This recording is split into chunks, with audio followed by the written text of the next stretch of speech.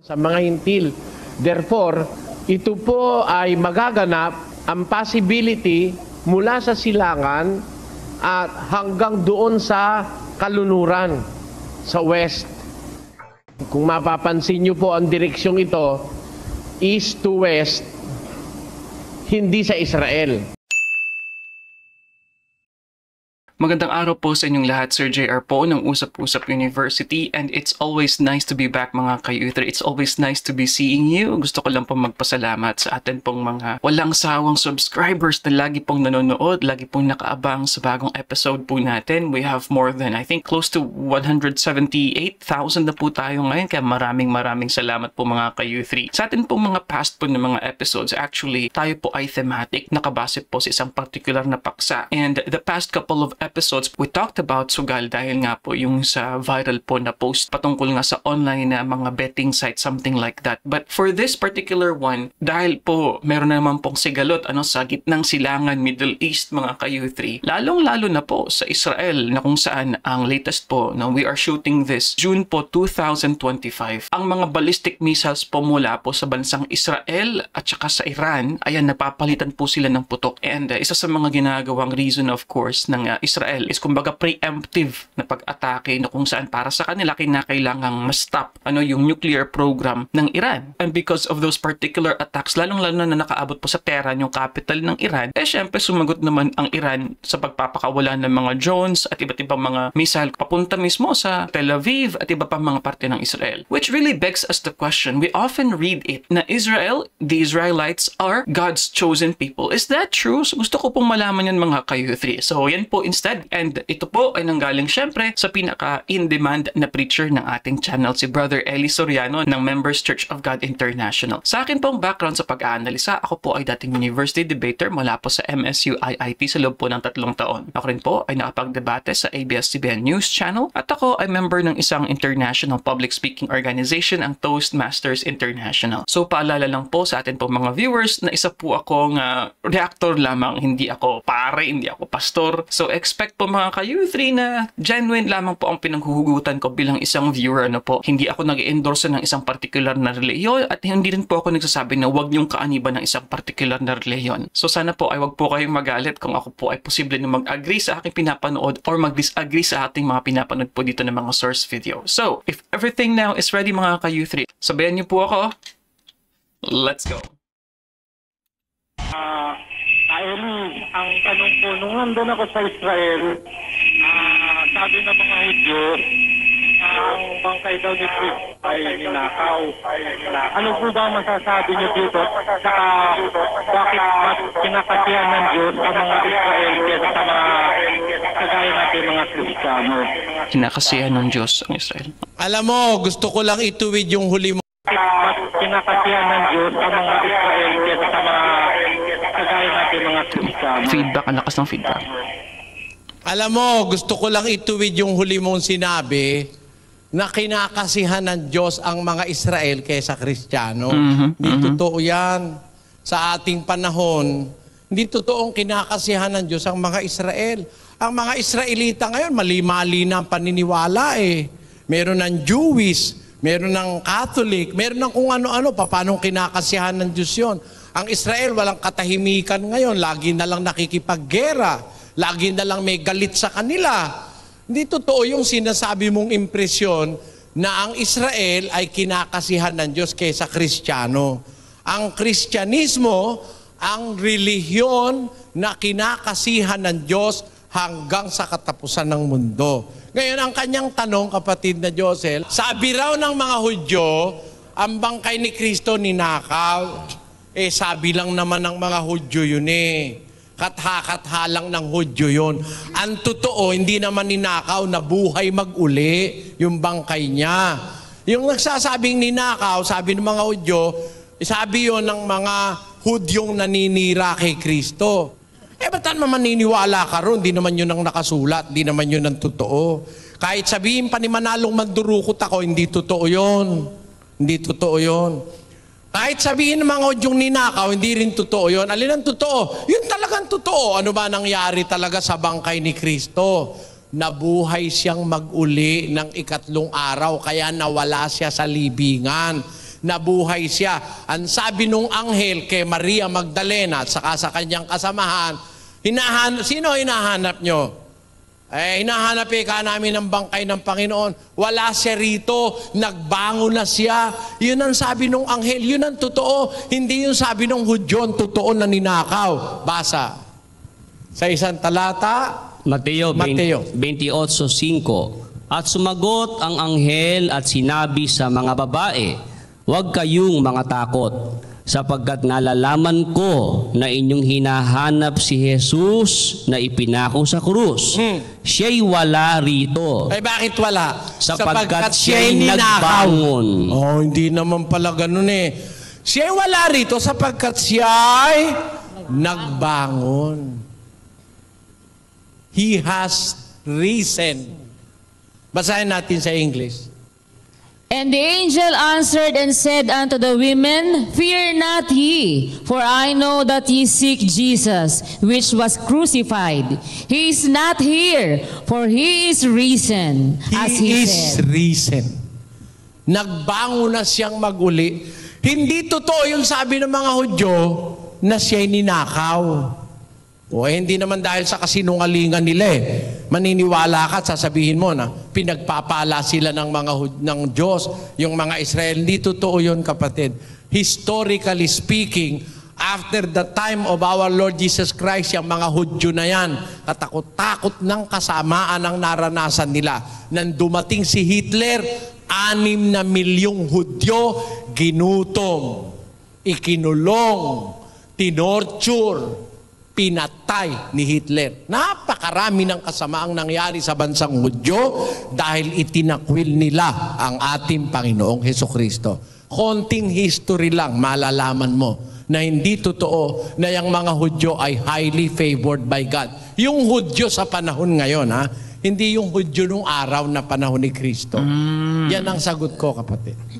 So I believe sa theology po, I think yung perspective na ito is secessionist or replacement theology na kung saan yung Israel nga po ngayon, hindi na yung Israel noong sa Old Testament mga ka-U3. Dahil syempre nga po, according kay Brother Eli, masyado ng iba ang kanilang paniniwala. Although sa pagbigay niya po ng halimbawa ng mga Hudyo po na nag-suffer sa kay Hitler, medyo I think this is selective naman po dahil kung titingnan natin ang mga genocides naman po in the course of history ay talagang nangyayari, massacres at iba pa, hindi lamang po sa mga Hudyo, kundi kapag merong ibang dynamics ng power ang nangyayari. It's either domestically or cross-boundary ng mga conflicts, mga ka-U3. Pero para sa akin, interesting po yung sagot ni Brother Eli as to the idea nga na the love of God should be until the end. So sinasabi ni Brother Eli na dahil nga ngayon, ang dami nang nangyayari sa modern state ng Israel, they could not be God's chosen people. It brings us to the question, bakit pa nagkaroon ng konsepto ng God's chosen people, God's chosen nation, mga ka-U3, Hopefully, this could be answered in the next po ng mga videos natin. Still, sa idea nga po ng bayan ng Diyos, God's chosen people. So, let's see. Atin ang napag-aralan yung mga salita sa Biblia na nagpapatunay na dito po sa Pilipinas, sa dakong ito ng mundo, in this part of the world, meron pong hula ang Biblia na magkakaroon ng pagluwalhati at paglilingkod sa Diyos. At gusto ko pong balikan sandali ang ilang talata para maiugnay natin sa ating pag-aaralan ngayong gabi. Doon po sa Malakias Kapitulo 1, versikulo 11. Merong ganitong pahayag dito, ang hula ng Panginoon. Pakinggan niyo po. Sapagkat mula sa sinisikatan ng araw hanggang sa nilulubugan niyaon, magiging dakila ang aking pangalan sa mga hintil, at sa bawat dako ay paghahandugan ng kamangyan ang aking pangalan. Ang sabi ng Diyos, mula ang wika sa from the rising of the sun unto the setting thereof, my name shall be great among the Gentiles. Mula sa sinisikatan ng araw hanggang sa nilulubugan niyaon, magiging dakila ang aking pangalan sa mga hentil. Kung gusto ko pong mapansin ninyo ang hulang ito, na ang pangalan ng Diyos magiging dakila among the Gentiles. Hindi ho kasama rito ang Israel. Ang tinatawag pong hentil o Gentiles sa Biblia yung labas na sa Israel. Non-Israelites. Maaalaala natin na ang unang lingkod ng Diyos ay ang Israel. Ang unang bayan po na naglingkod sa Diyos ay ang Israel. Ngayon, ito'y hula. Maglilingkod naman sa Diyos pero hindi sa Israel. Nasa dako ng mga hintil. Para liwanagin, puntahan po natin ang 8:41 ng unang hari. Pakinggan niyo po nakasulat. Bukod dito, tungkol sa taga-ibang lupa na hindi sa iyong bayang Israel, pagka siya'y magbubuhat sa isang malayong lupain dahil sa iyong pangalan, sapagkat kanilang mababalitaan ang iyong dakilang pangalan. Ayun. Meron hong mga taga-ibang lupa, partikular hindi sa Israel, makakabalita ng dakilang pangalan ng Panginoon, ang sabi sa Biblia. Itong mga taga-ibang lupang ito, binigay po ang direksyon sa Biblia from the rising of the sun, mula sa sinisikatan ng araw hanggang sa nilulubugan niyaon ay magiging dakila ang aking pangalan sa mga hintil, sabi ng Diyos. Kaya ho, maiisip agad natin na itong hulang ito, hindi para sa Israel ito. Karaniwan po kasi ang hula sa Biblia sa Israel eh. Pero ito, this particular case, hindi po sa Israel ito. Nililiwanag na ito'y hindi sa iyong bayang Israel. Sa isang malayong lupain, sabi sa Biblia. Na ito, sa silanganan, sabi, mula sa sinisikatan ng araw hanggang sa nilulubugan niyaon, magiging dakila ang aking pangalan sa mga hintil. Therefore, ito po ay magaganap ang possibility mula sa silangan at hanggang doon sa kalunuran, sa west. Kung mapapansin nyo po ang direksyong ito, east to west, hindi sa Israel. Ang Israel po kasi nasa east din eh, nasa Middle East. Pero ito, east out of Israel. Ang sabi, sikatan ng araw sa mga hintil hanggang sa nilulubugan niyaon. Magiging dakila ang pangalan ng Panginoon, sabi. At paghahandugan ng kamangyang ang aking pangalan sa bawat dako. Pakiulit mo nga. Sapagkat mula sa sinisikatan ng araw hanggang sa nilulubugan niyaon, magiging dakila ang aking pangalan sa mga hintil, at sa bawat dako ay paghahandugan ng kamangyan ang aking pangalan. Yan ho yung nung mabasa ng mga paring Katoliko, kumuha sila nung kamangyang, yung alam nyo yon, yung insenso, yung pausok, yung ginagano, no?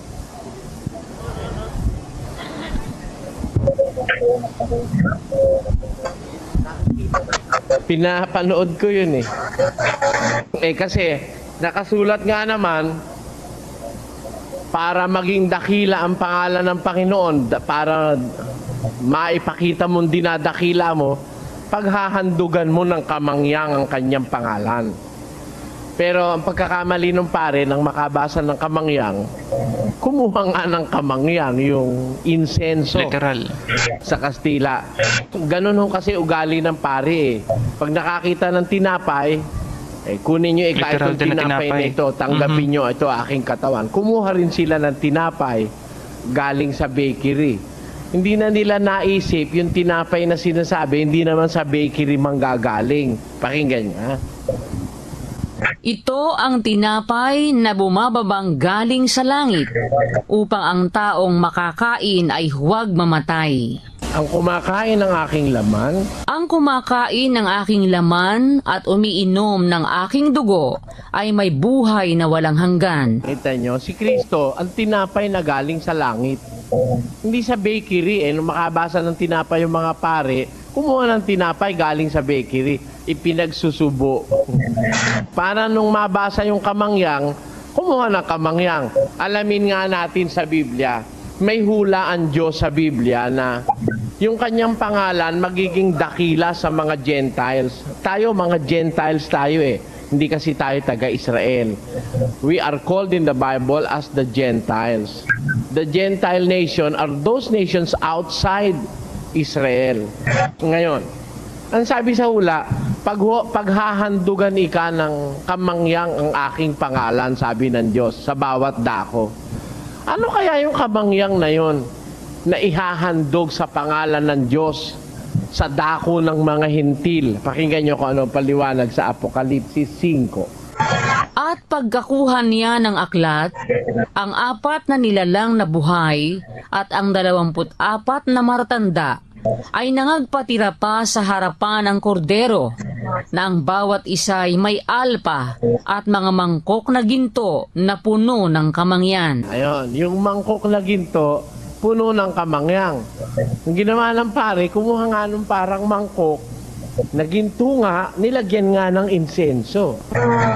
Pero hindi nila naintindihan yung ginagawa nila. Huwag naman mo kayo magagalit dahil kaya ko lang naman nasasabi, nagagalit sa akin yung isang tatay nung kasi dun sa Bulacan Hindi ko naman inaatake Katoliko. Pinapaliwanag ko lang yung naintindihan ko sa Biblia. Bay, nagalit sa akin. Yung mga anak niyang umanib dito sa amin, pinalayas na lahat yung 3. Galit na galit. Yung pagsasabi mo ng totoo, kinagagalitan ka ng mga tao.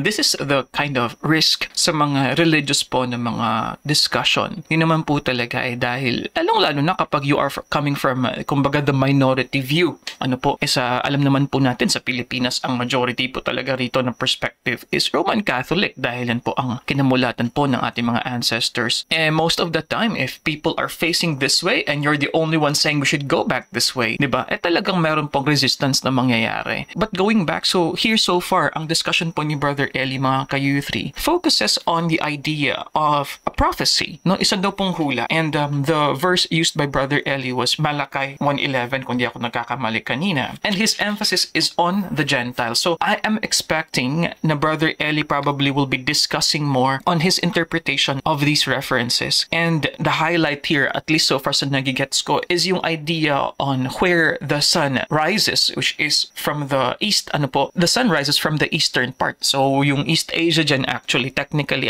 geographically speaking, is yung mga countries sa pinaka-east. Kaya nga ang Japan is the land of the rising sun, mga ka-U3. And ang Pilipinas naman po, alam niyo naman po siguro yan, sa atin po nga Hekasi, that is Southeast Asia naman po tayo sa Pilipinas. Hindi ko po alam kung ang magiging interpretation po ni Brother Eli is to be very specific that it's coming from the Philippines, or is it a little bit similar with the idea of the Far East? Dahil maalala po natin, meron na rin po tayong diskusyon a little bit on that, na sa perspective yata ng Iglesia ni Cristo, ang Far East is Philippines, exactly, something like that. Although I'm not sure if this is still part of the core doctrines ngayon, subsisting ng Iglesia ni Cristo. So far, reading the text, the glorification, kumbaga, of God will be coming from the Gentiles, the non-Israelites daw po, mga ka-U3. Pero ang question ko po rito kasi, dahil alam naman po natin na hindi yung isang political na state ang tinutukoy ng Biblia. Ang perspective ko po as to Israel as Israel is geographically it is there, 'di ba? Hanggang ngayon po, at ang mga Israelita ay yung mga tao na nanirahan diyan, napatalsik, bumalik, 'di ba po? So by bloodline, they are still those people. So does it mean, mga ka-U3, na ang promise po ng Diyos ay hindi na po forever po para po sa mga grupo, sa lipon ng mga tao na ito, mga ka-U3? So does God's faithfulness to Israel stop because of their wrongdoings? Yan po bang ibig sabihin ni Brother Eli dito? Or it is supplemental, that the universality of God's love is both sa kanyang nabigyan ng garantiya ang mga Israelita plus mga Gentiles, mga ka-U3. So let's continue here. Nung mabasa ng pare yung mangkok na ginto, puno ng kamangyang, kumuha nga ng mangkok na ginto, nilagyan ng insenso, saka pinausukan sa altar. Kasi yun daw ang hula sa Biblia. Sa Biblia, tama, may hula. Ang pangalan ng Diyos, paghahandugan ng kamangyang. Kung ipaliwanag sa Biblia, ulitin natin na 5:8. Na ang bawat isa ay may alpa at mga mangkok na ginto na puno ng kamangyan, na siyang mga panalangin ng mga banal. Ayun. Ang kahulugan pala ng kamangyang na nandun sa mangkok na ginto, siya ang wikang panalangin ng mga banal. Kaya yung hula na paghahandugan ang pangalan ng Diyos ng kamangyang, hindi ho literal na kamangyang yun ay mga panalangin ng mga taong banal. Yun ang ihahandog sa pangalan ng Panginoon. Yun ang nasa Biblia. Kaya napupuna ko nga yung pare, kung kumuha sa Biblia, literal. Nakakita sila sa Biblia ng kandila. Naglagay nga ng kandila. Literal kandila. Hindi dyan sa kabila. Ilang hakbang lang mag-underpass kayo. Nagkatakot-takot ang kandila, walang tigil ang kandila rin. Nakabasa kasi ng kandila sa Biblia. Ano ba yung kandila sa Biblia? May kahulugan yun, di naman yung kandilang gano'n na kung minsan nakakapirwisyo. Pag naiwan mo sa altar at nalikot ng pusa, ay pagdating mo, abo na ang bahay mo. Kung minamalas-malas ka, pati yung baboy mo, malilitsyo ng di oras eh. Hindi ba gano'n eh? Kasi nakakita ng kandila, inlagyan nga ng kandila eh. Mali yun. Ngayon, yung kamangyang na ihahandog sa Diyos sa mga hintil mula sa sinisikatan ng araw hanggang sa nilulubugan niyaon, ang kahulugan pala no'y panalangin sa Diyos ng mga banal, yung kamangyang. Kaya po, dito may hula na sa mga hintil, sa dakong silangan ng mga hintil, sakop na po ang Pilipinas doon, meron talagang mga taong maglilingkod sa Diyos. Ngayon, establisado na sa ating napag-aralan sa Biblia that there are really people in the Philippines that will serve God, because the Philippines is one of the directions being mentioned by the prophecy in the Bible, and it can be proven beyond reasonable doubt that the Philippines is a part of God's plan for salvation. Pero kung dito sa Pilipinas magkakaroon nga ng mga taong maglilingkod sa Diyos, napag-aralan na natin ng nakaraang 2 linggo. Sino kaya ngayon sa mga existing denominations dito sa Pilipinas? Yung mga sa Diyos. Sabi ng mga Jehovah's Witnesses, sila raw yun. Sabi ng mga Sabadista, sila raw yun. O kami, ano sasabihin ko? Natural, sasabihin ko rin. Kung nasa katinuan ako ng isip, kami ano yun. sasabihin ko? Kami yun. Siyempre, sasabihin ko, kami yun. Tama o hindi? Tama. Dahil kung hindi kami yun, ano ginagawa ko rito? Ba't ako nagdadaldal dito? Hindi ba ganon? Isipin nyo, mga kababayan. Kaya, natural lang sabihin ng bawat isa siyaan sa Diyos, siyaan tama, at doon hindi tayo nagagalit. Bakit sila ganon? Kasi naniniwala sila, totoo yun eh. At hindi ko sila sinisisi ron. It is their right to believe. And they are in their right senses to believe that they are in the truth. Amen? So am I. Di ba? Ako'y nasa tamang pag-iisip ko rin kung sabihin kong kami ang katotohanan. Amen? Di ba? Pero, it is not a question of what you believe and what you say. It is a question of truth. Sino ang pinatutunayan sa Biblia na samahang sa Diyos? Gusto niyong makilala, mga kababayan? Yung samahang sa Diyos, ayon dito, wag natin papangalanan. Lagyan lang natin ng mga palatandaan kayo na umalam. Payag ho kayo? Eto, halimbawa, sinong santo ang may aso? Kita nyo, di alam nyo kung sino yung santong may aso. Si San Roque kasi, kung kilala nyo, di ba may sugat yun dito? Nakalilis, ganon.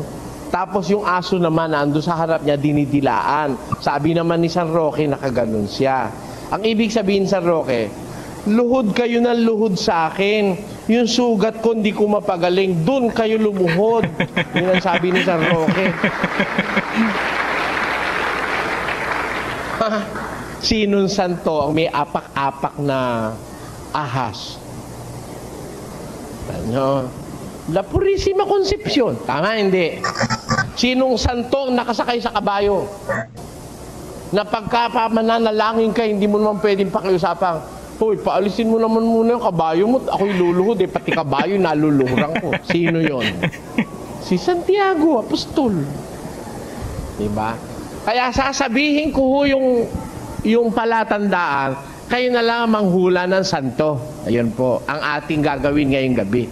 Babasahin ko ang mga palatandaan sa Biblia na nagpapakilala ng isang samahan kung ito nga'y sa Diyos, kayo na lang ang bahalang mag-isip. Hindi ko sasabihin kung alin yon. Kayo na ang bahala. Kung kanino lalapat, payag ko kayo? Oo, ako naman hindi naman ako matigas ang kalooban. Ako'y bukas puso sa Diyos. Na pag sinabi ng Diyos, kahit ayaw ko, gusto ko na rin. Ganon. Di ba? Totoo, kung sabihin ng Diyos, wag akong kumain ng kanin, hindi ako kakain ng kanin Kahit na ako'y Pilipino kasi, kahit naman hindi ka kumain kanin, mabubuhay ka pa rin Ako'y napatunayan ko nung ako'y magkaroon ng sakit sa puso nung araw 1979 ako'y ooperahan sa puso, wala lang kong pera Hindi ako nagpa-opera. Sabi ng doktor ko, magbawas kang timbang, huwag kang kakain ng kanin. Ang kinain ko, puro gulay, prutas, isda, prutas, walang mantika, puro bawang. Bawang, kain ng bawang, kain ng aspirin, kain ng bawang. Awa ng Diyos nung 1978 yun. 1981, nakakatakbo na ako sa awa ng Diyos. Walang operasyon. Nakakatakbo ko Nung hindi pa ako nagte-therapy, 3 lakad ganun. Hiningal na. Yung pala, rheumatic heart daw yun. Yung tumitigas ang valvula ng kaya napatunayan ko noon, sa loob ng 3 taon, kung kumain man ako ng kanin, 1 kutsara lang Natatakot pa ako noon. Pero kinakain ko, puro gulay, puro prutas. Awa ng Diyos, nahinto yung aking rheumatic heart. Kaya pwede tayong mabuhay ng walang kanin. Kung sabihin ng Diyos, wag na tayong kakain ng kanin, pwede naman yun Masyado lang tayo matigas ang ulo Adan, lahat ng bunga ng punong kahoy sa halamanan, makakain mong may kalayaan. Ito lang ito, wag mo lang kakainin to. Bet kung alin yung ayaw, ipakain siya nila mo ng mag-asawa. Napasama ito. Ganun lang kasi tayo. Masyado tayo. Ayaw natin na madidisiplina.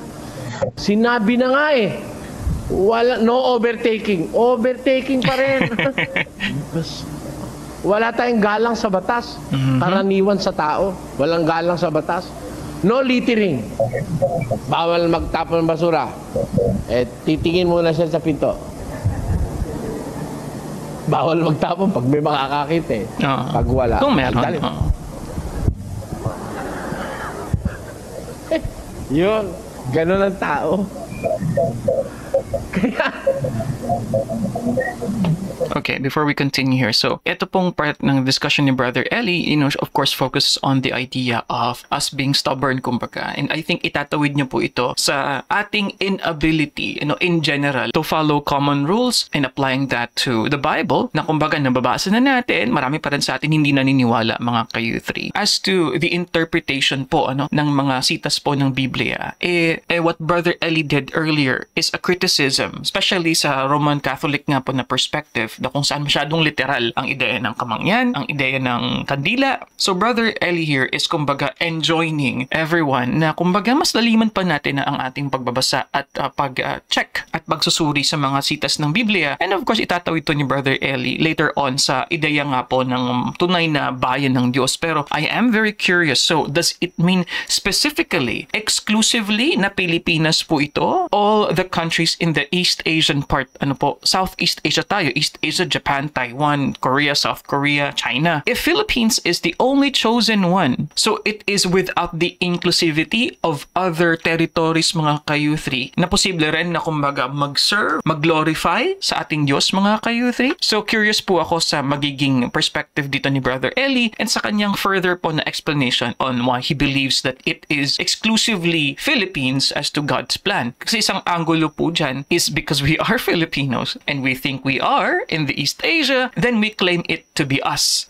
Kung Japanese naman po na pastor, sila po literal na land of the rising sun, most likely they would also believe that they are the exclusive nation na nire-refer ng Biblia. Same would go with South Korea. Kaya marami din po actually na mga Christian denominations from South Korea mismo, including yung Monism. If it is true that it's coming from the East, the next question would be, if it is then true that it is Philippines, why it's Philippines to the exclusion of others, mga ka-U3? Ako'y natatawa Sa Katoliko, bawal magsugal, kala nyo? Basahin nyo katisismo, bawal ang sugal. Kaya, aalamin ho natin sa Diyos, Diyos, sino kaya totoo rito sa aming bansa? Lahat ho ito yung mga totoo eh. Pero kailangan patunayan eh.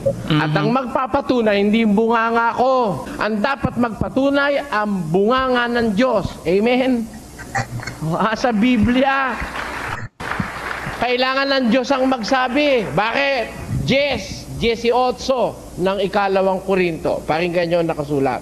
Sapagkat hindi subok ang nagtatagubilin sa kanyang sarili, kundi ang ipinagtatagubilin ng Panginoon. Hindi subok yung nagtatagubilin sa sarili, kundi yaong ipinagtatagubilin ng Panginoon. Hindi ko mo sinabi mo na ikaw ang totoo, totoo ka na nga, no? Iba yung sabihin mo na sa Diyos ka. Pakinggan nyo.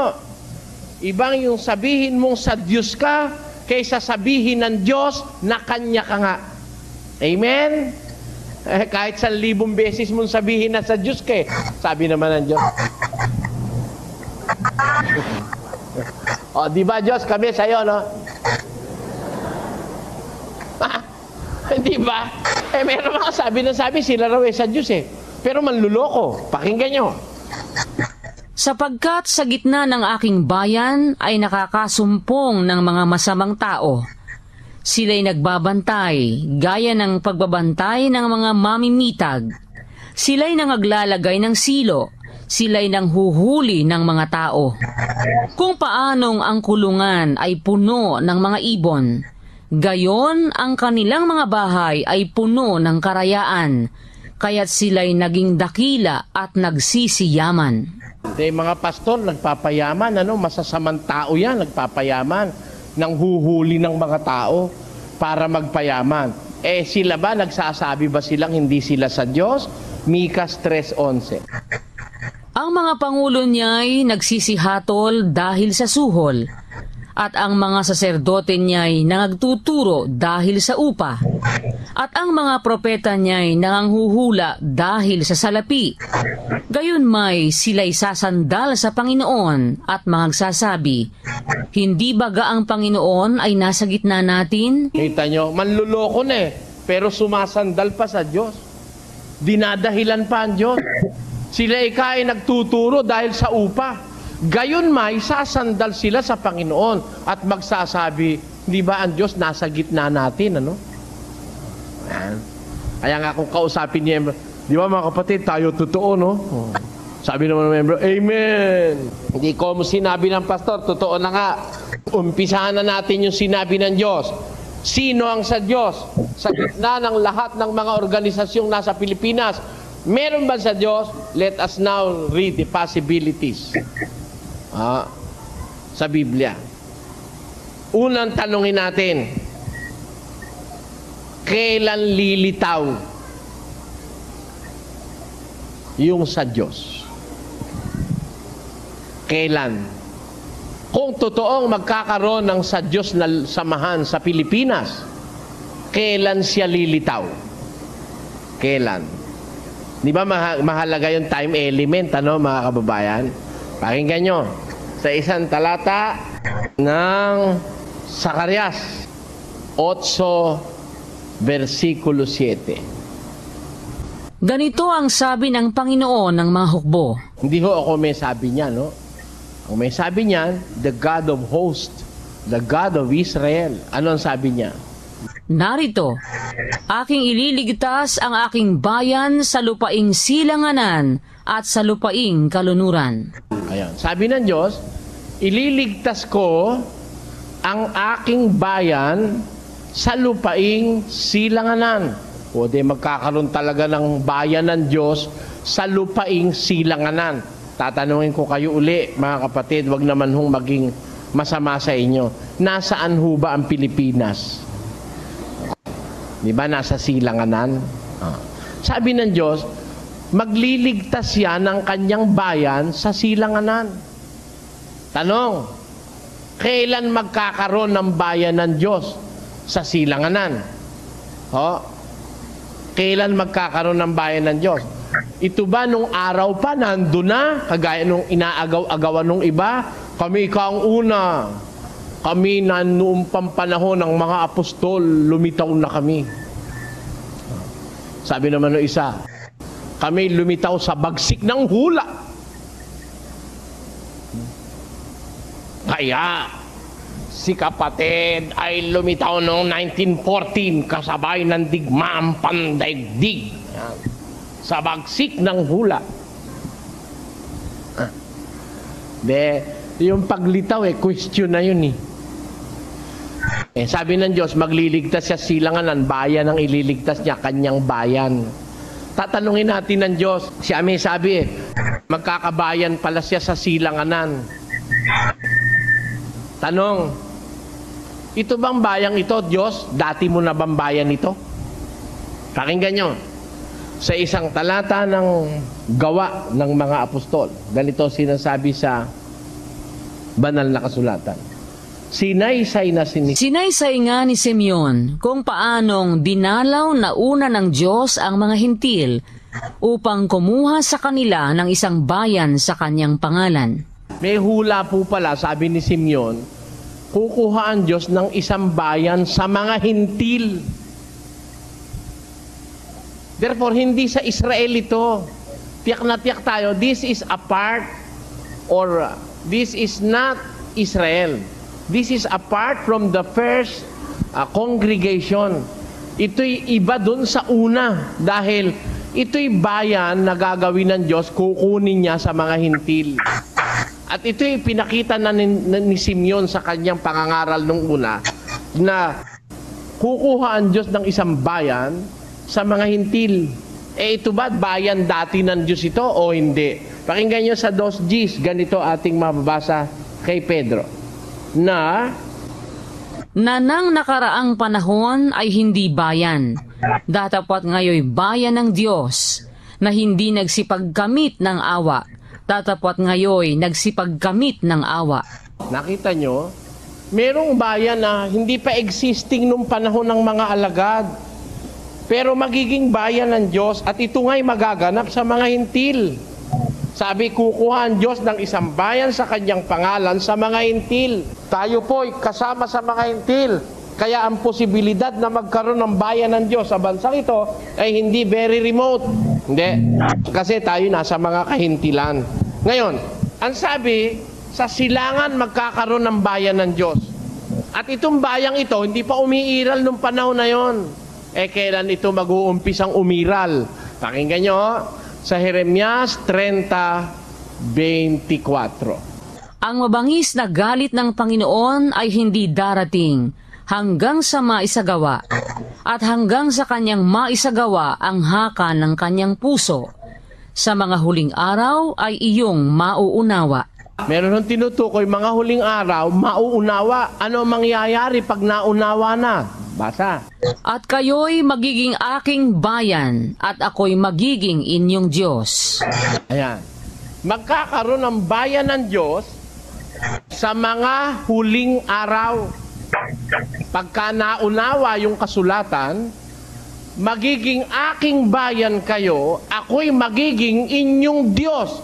Sabi ng Panginoon, kailan mauunawa? Sa mga huling araw. Ngayon, tanong, sa Biblia, ano yung tinutukoy na sa mga huling araw ay may mauunawa at magkakabayan ng Diyos?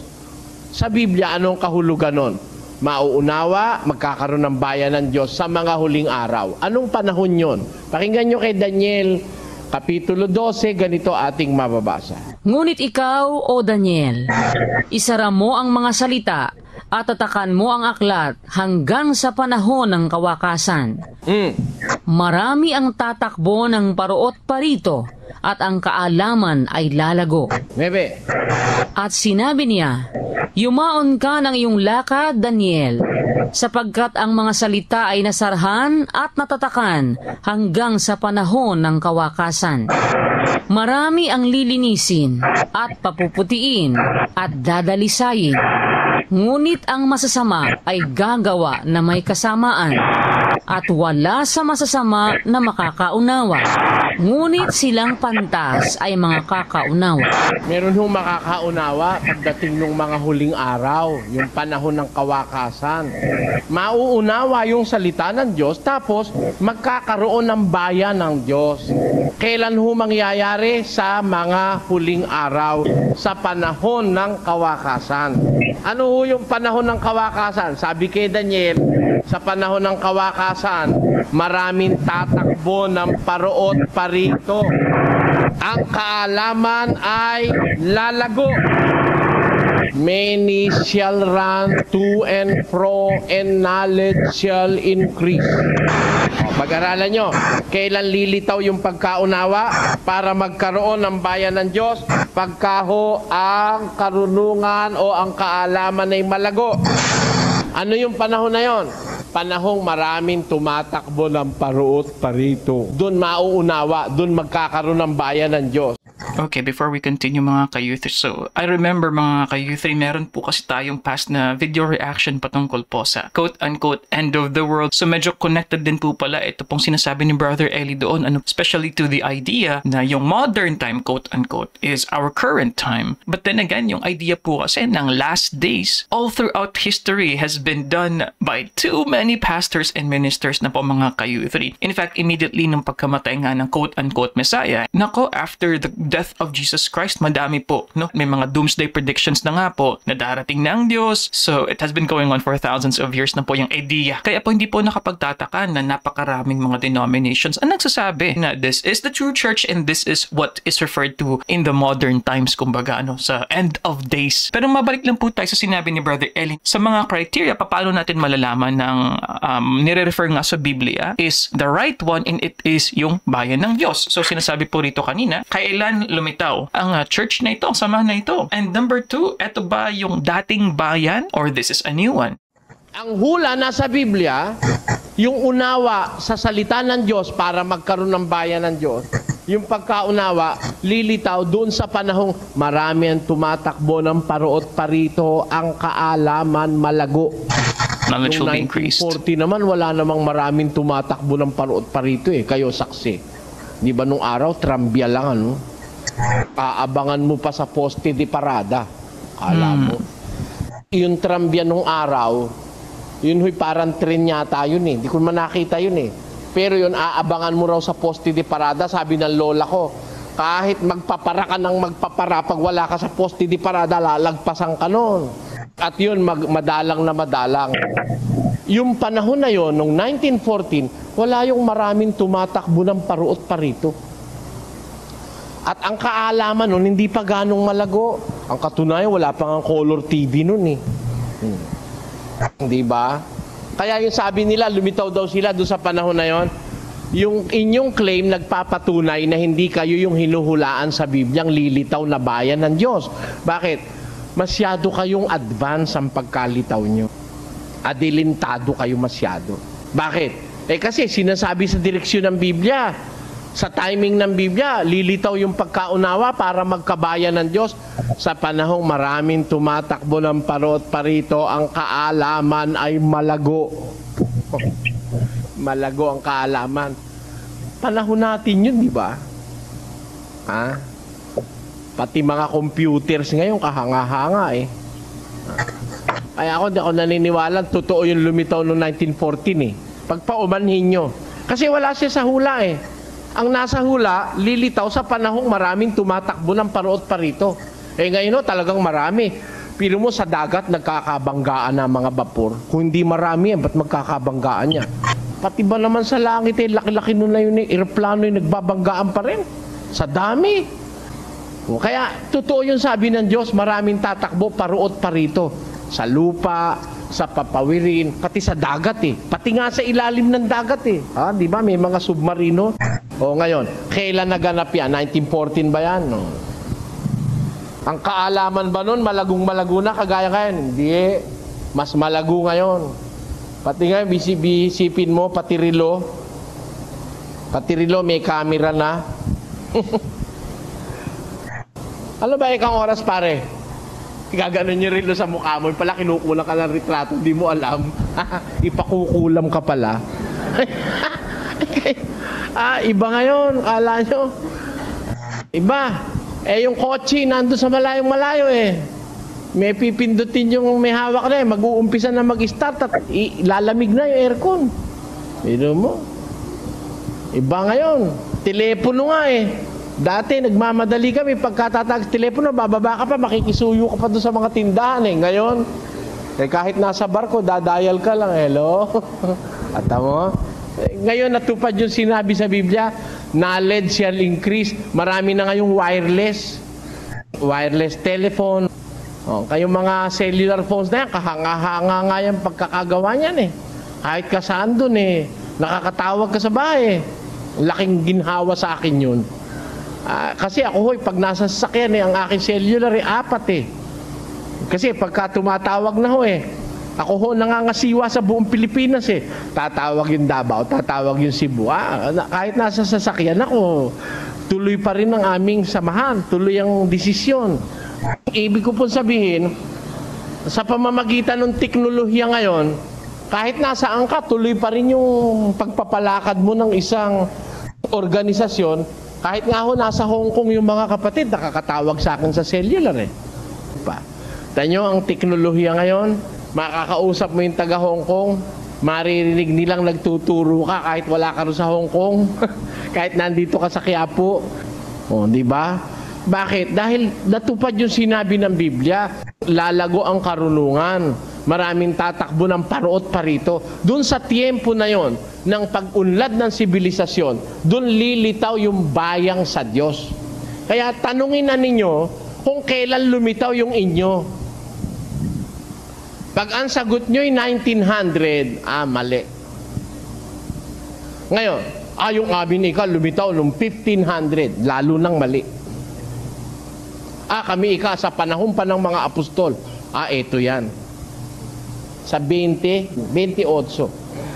Meron nagsasabi sila raw mula pa sa panahon ng mga apostol. Delikado yan. Alam niyo kung bakit? Basa. Ingatan ninyo ang inyong sarili at ang buong kawan, na sa kanila'y ginawa kayo ng Espiritu Santo ng mga obispo, upang pakanin ninyo ang iglesia ng Diyos na binili niya ng kanyang sariling dugo. Bakit sinabi ni Pablo, ingatan ninyo iglesia ng Diyos? Bakit? Aking talastas na pag-alis ko ay magsisipasok sa inyo ang mga ganid na lobo na hindi magpapatawad sa kawan. Ayun. Pagkaalis pala ng mga apostol, pagkamatay nila, magdadatingan yung grievous wolves, mga ganid na lobo. Kaya kung may relihiyon na umaangkin sila raw ang kahalili ng mga apostol, yon ang mga ganid na lobo na hindi magpapatawad sa kawan. Itatalikod nila ang tamang pananampalataya sa Diyos. Papalitan nila ng katha, 4:3. Pakinggan yung sinasabi ni Pablo kay Timoteo. Sapagkat darating ang panahon na hindi nila titiisin ang magaling na aral, kundi pagkakaroon nila ng katinang tainga, ay magsisipagbunton sila sa kanilang sarili ng mga gurong ayon sa kanilang sariling mga masasamang pita. At ihihiwalay sa katotohanan ang kanilang mga tainga at mga ibabaling sa katha. Kita nyo? Aalisin sa katotohanan yung tenga ng mga tao. Ibabaling sa katha, sa invention, sa sari-saring kathang isip. Ayun ang mangyayari sa relihiyon pagkatapos ng mga apostol.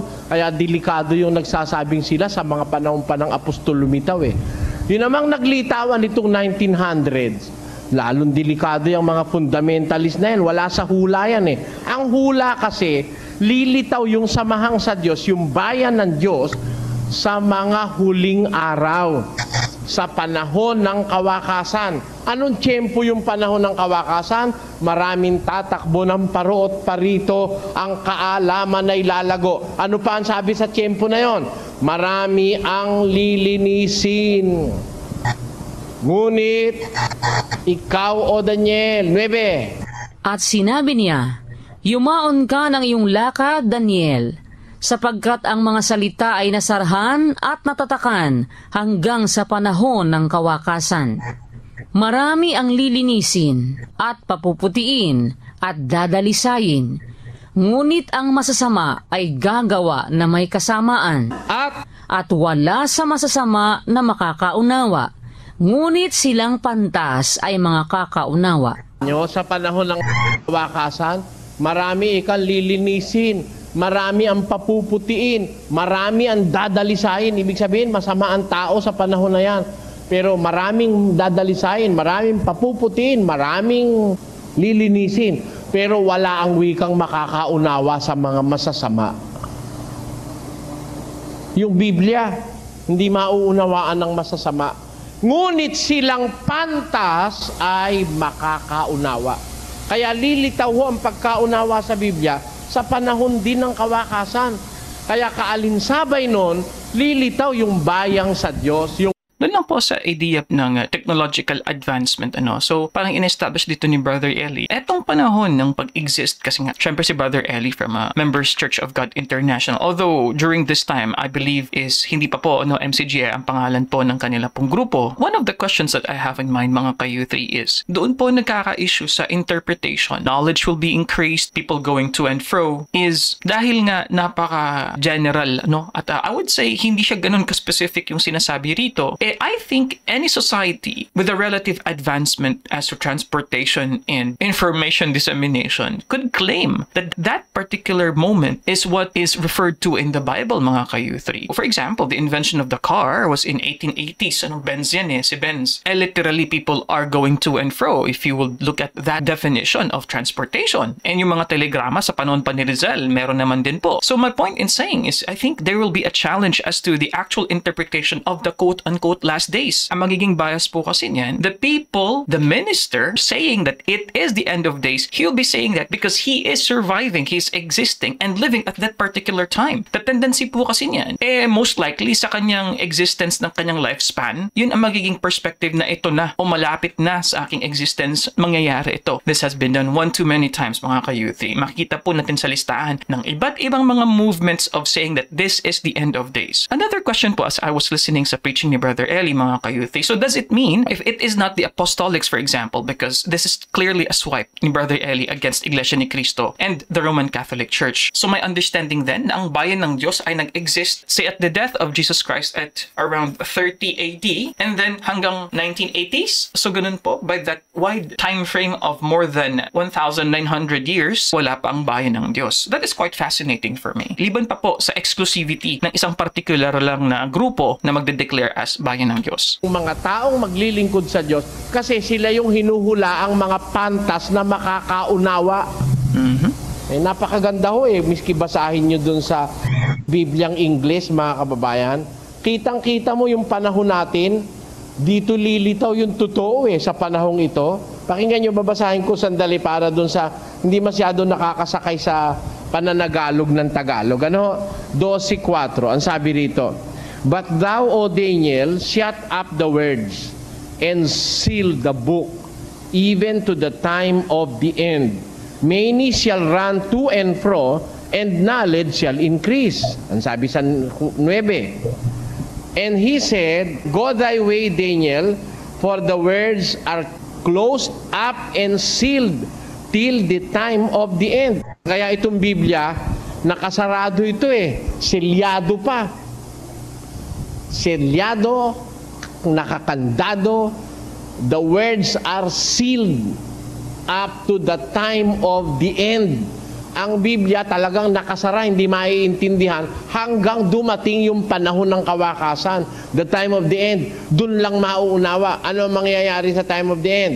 "Many shall be purified and made white and tried, but the wicked shall do wickedly. And none of the wicked shall understand, but those who are wise shall understand." Tanyo? May makakaunawa nitong aklat na nakasarado pagdating ng panahon ng kawakasan. Yung mga wicked, yung masasama, walang makakaunawa sa kanila. Pero yung mga matutuwid, mga pantas, makakaunawa. Kaya pag naunawaan na ito, magkakaroon ng isang samahan ng mga pantas na maglilingkod sa Diyos. Yun ang sinasabi kay Jeremias, bago dumating ang galit ng Panginoon, magkakaroon siya ng bayan.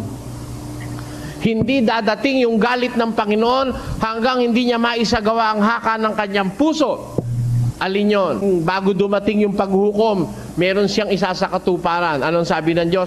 Kayo'y magiging aking bayan, ako'y magiging inyong Diyos. You know, nakasulat na binasa natin kanina. Kaya tiyak na tiyak sa Biblia, magkakaroon ng bayan ng Diyos. Dito sa Pilipinas, ang chances are 99%. Kasi nasa direksyon tayo ng hula Nasa silanganan tayo Na hinuhulaang magliligtas ang Diyos ng kanyang bayan sa silanganan. Nabasa natin. Ngayon, ang tiyempo sa panahon ng kawakasan. Ang klase, ano naman? Anong klaseng bayan? Kasi dapat alam din natin Ito bang bayang ito ng Diyos o people of God, malalaki ba ang kanilang kapilya? Matutulis ba? Mababasa kasi sa Biblia yun kung gusto mo Pati definisyon makikita mo sa Biblia Kaya aalamin natin sa Biblia, anong klaseng bayan ang bayang ito? Nalilitaw sa panahon ng kawakasan. Malaki ba ito? O maliit? O maliit na maliit? Ito ba'y isang samahan ng mga elite o matataas na tao? Yan po ang itutuloy natin sa susunod natin pagkikita. Sapat po nakita natin ngayong gabi, magkakaroon ng bayan ng Diyos sa mga huling araw, the time of the end. May time element considered. Ayon. Nakita na natin yung time, tingnan natin yung klase naman. Ayan. Okay, so that ends a part mga ka-youth para pong Bible exposition po pala yun, no? Tungkol nga sa bayan ng Diyos, parang part ng series. And then, the last one we have here is actually part ng Itanong Mo Kay Soriano, still on the idea nga po na bagong bayan ng Diyos, bagong Jerusalem po ba ay sa Pilipinas or something like that. But just 3 categories mga ka-youth or parang criteria na malalaman daw po natin na ito nga yung bayan ng Diyos. And actually, na-describe ni Brother Eli itong konsepto ng bayan ng Diyos as the people of God, kumbaga. And yung criteria nga po, mabalik lang po natin, 3, di ba? Kinakailangang matanungin muna. So, when ba umusbong? Number 2 is ito ba yung katulad lamang nung dati? And then number 3 is anong uri? Pero medyo bitin yun kasi sinasabi ni Brother Eli na they will be tackling that sa next pa daw po na series. But going back, so here, meron nagtanong sa silanganan babangon ng bagong Jerusalem. Let's listen. Buhat sa malayong silanganan, ayon sa Biblia, dito raw mag-uumpisa ang kaligtasan. Kabilang po ba ang bansang Pilipinas sa sinasambit dito? At paano po ang ibang bansa na may paniniwala sa Diyos at paano sila maliligtas? Nung araw ang Israel, nung piliin ng Diyos ang bansang Israel, sila ang pinakamaliit na bansa. Hindi naman kung mamili ang Diyos yung pinakamaganda, pinakamalaki, hindi ganon. Ang sabi po dun sa Deuteronomio 7:6, sapagkat ikaw ay isang banal na bayan sa Panginoon mong Diyos. Pinili ka ng Panginoon mong Diyos upang maging bayan sa kanyang sariling pag-aari. Na higit sa lahat ng mga bayan na nasa ibabaw ng balat ng lupa. Hindi kayo inibig ng Panginoon, ni pinili kayo ng dahil sa kayo'y marami sa bilang kaysa alinmang bayan, sapagkat kayo ang pinakamaliit sa lahat ng mga bayan. Nung piliin pala ng Diyos ang Israel, pinakamaliit pa siya sa lahat ng bayan Yan po. Kaya hindi ang batayan ng pamimili ng Diyos, yung malaki, halimbawa Amerika o Inglaterra o kaya ang Rusya, yung mayayaman, di yun. Ngayon may hula po dito sa ating bansa na magkakaroon ng bayan ng Diyos. May hula po. Basahin muna natin ang Mateo 21:43, kapatid. Kaya nga, sinasabi ko sa inyo, aalisin sa inyo ang kaharian ng Diyos at ibibigay sa isang bansang nagkakabunga. Sabi po ni Kristo sa mga Kristiyano dun sa Israel nung una, sa mga Hudyo. Alam nyo kasi, yung Hudyo po ang pinili ng Diyos ang mga Israelita. Pero nung bago siya pumanik sa langit, sinabi ni Kristo sa mga Hudyo, aalisin sa inyo ang kaharian ng Diyos. Mawawala pala sa Israel eh. Ibibigay sa isang bansa na nagkakabunga. Yun po sabi ni Kristo sa mga Israelita nung araw, sa mga Hudyo. Aalisin ng Diyos sa kanila yung kaharian ng Diyos, ibibigay sa isang bansang nagkakabunga. Ngayon, ang isa pong bansa na po pwedeng tubuan o puntahan ng kaharian ng Diyos, ang isang bansa, yung sinasabi po sa Zacarias 8:7. Ganito ang sabi ng Panginoon ng mga hukbo, narito, aking ililigtas ang aking bayan sa lupaing silanganan at sa lupaing kalunuran. Ang posibilidad po, magliligtas ang Diyos sa lupaing silanganan at ganoon din naman sa lupaing kalunuran. Pero nauuna yung silanganan eh. Ililigtas ko ang aking bayan sa lupaing silanganan. Puntahan po natin yung silanganan, yung east. Alin sa mga bansa sa east o sa silanganan ang pwedeng doon tumubo ang katwiran ng Diyos? Pakinggan nyo sa Isaias 24. Ganito po ang sinasabi sa 15. Kaya't luwalhatiin ninyo ang Panginoon sa silanganan, sa makatwid bagay ang pangalan ng Panginoon, ng Diyos ng Israel sa mga pulo ng dagat. Ayan. Ang isang sinasabi pong hula, magaganap sa silanganan, luluwalhatiin sa silanganan yung pangalan ng Diyos ng Israel. Saan sa silanganan? Sa mga pulo ng dagat. Ang Pilipinas po mga pulo ng dagat. Wala naman nung pwedeng makatutol na ang Pilipinas mga pulo ng dagat Hindi naman tayo kontinente. Tayo'y arkipelago. Kaya nga ang tawag ni Rizal dito sa atin Perla del Mar de Oriente. Perlas ng dagat sa dakong silangan. Pearl of the Orient Yun ay Seas. katuparan ng hula sa Isaias 24:15. May Katuparan. lilitaw na pagluwalhati o paglilingkod sa Diyos sa silanganan.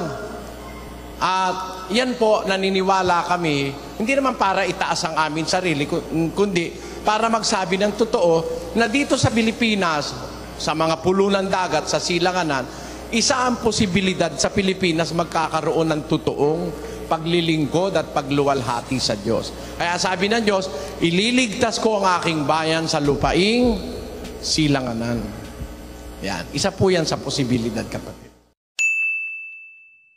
Okay, mga ka-youth. So, na-mention po ni Brother Eli dito, isa sa mga posibilidad dun po sa last video na tinutukoy po So, I am curious if Brother Eli believes na exclusively sa Pilipinas ang plano ng Diyos. Kasi sinabi niya isa sa mga posibilidad. So, with that statement, honestly, before that, I was thinking na talagang fixed yung perspective ni Brother Eli that it is Philippines as it is with the belief of Iglesia ni Cristo na Far East daw nga po mag-uumpisa yung bayan ng Diyos. So, sinabi niya isa sa mga posibilidad. So, now, I'm not too sure if there is certainty that it is Members Church of God International o isa lang ito. Kasi kung titinan din po natin, like say sa Zechariah kanina, 8:7, it's from the east and from the west din po kasi hindi lang sinasabi na from east lang yun mga ka-youth no? So anyway, hindi ko na po mauulit po lahat ng ating mga insights, mga interjections dahil syempre po I was watching this in real time. Pero yung topic nga po natin ngayon, bayan ng Diyos, totoo ba ito? If there is, ang mga batayan? Yan po kasi naging meat ng discussion kanina sa parang Bible study ni Brother Eli, Ano yung criteria na para masabi natin na ito nga ay bayan ng Diyos at ang context po ng bayan ng Diyos na sabi ni Brother Eli, it's the people, the group of people. It's not exactly on the political concept of it, but the people themselves. So, anong tatlo? Kailan dumating yan? O kailan nag-exist yan? Kailan umusbong? Number 2, dati pa rin ba yan na bayan ng Diyos, yung Israel? And number 3 is anong uri ito? So, hindi na po natin madidiscuss everything mga ka-youthy dahil nga po, syempre, instant reactions lang po tayo dito sa youthy. But if you have some questions and comments, syempre, dahil lahat po ng mga mensahe po ninyo ay atin po talagang binabasa, please do not hesitate. You can watch this video over here. You can also watch this playlist over here. And kung ikaw ay baguhan, click subscribe and i-like mo na yan para ma-recommenda yung video natin sa iba pang mga viewers po ng YouTube. I'll see you guys next time. Peace. Bye-bye.